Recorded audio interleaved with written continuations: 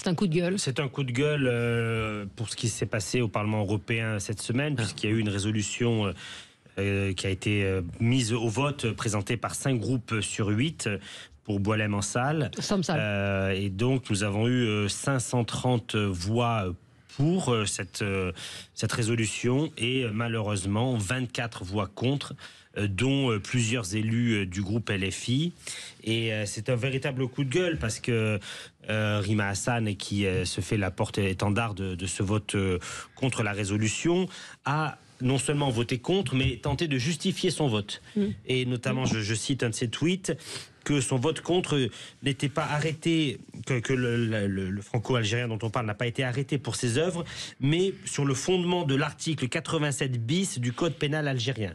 Donc on en vient à chercher des justifications juridiques dans le code pénal et l'application du code pénal algérien pour justifier qu'un franco-algérien est retenu contre son gré en Algérie pour avoir été à un moment capable de penser, d'écrire, de s'exprimer, ce dont on est en libre de droit d'espérer pour tout un chacun.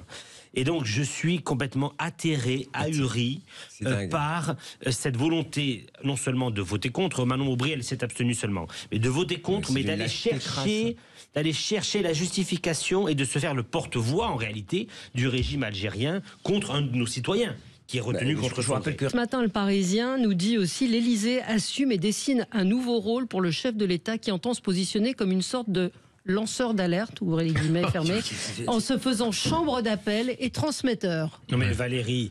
C'est l'Élysée qui dit ça. La semaine de l'Élysée a été... La semaine de l'Élysée a été absolument ridicule parce qu'il y a cette séquence dont nous venons de parler avec le TikToker, mais j'ai été ahuri de la réaction du président sur les crédits alloués au sport. Ce n'est pas au président de la République, qui est responsable de plus de 1000 milliards d'euros de déficit, de taper à ce point le gouvernement et le Premier ministre sur des budgets d'orientation vis-à-vis du sport et de prendre position sur une tribune ouverte de sportifs contre son Premier ministre qui l'a nommé et contre son gouvernement qui essaye, tant et bien que mal, d'arriver à trouver une solution pour faire voter un budget à la France en février 2025 alors qu'il aurait dû l'être en octobre de l'année dernière.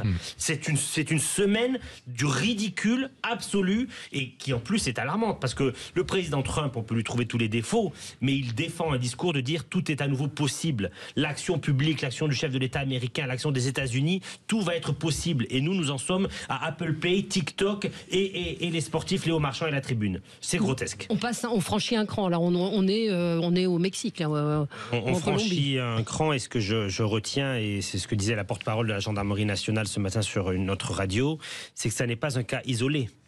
Et qu'en réalité, les cryptos sont en ce moment à l'actualité avec les cryptos américaines et du groupe présidentiel. Donc on parle davantage encore de cette affaire-là liée à ce monsieur, chef d'entreprise. Mais depuis décembre, c'est plus d'une dizaine de cas sur lesquels le GIGN a dû intervenir pour des kidnappings en France de personnes, parfois personnes innocentes, très, très souvent. Et donc, c'est un changement de méthode sur des clans, sur du grand banditisme qui n'a plus aucune limite. On voit bien évidemment le cas de la DZ Mafia à Marseille, mais c'est aussi un cas en décembre d'un père dont le fils est entrepreneur à Dubaï et qui a été kidnappé dans les mêmes circonstances au mois de décembre. Et donc, ça n'est pas un cas isolé et c'est ça qui est aussi alarmant.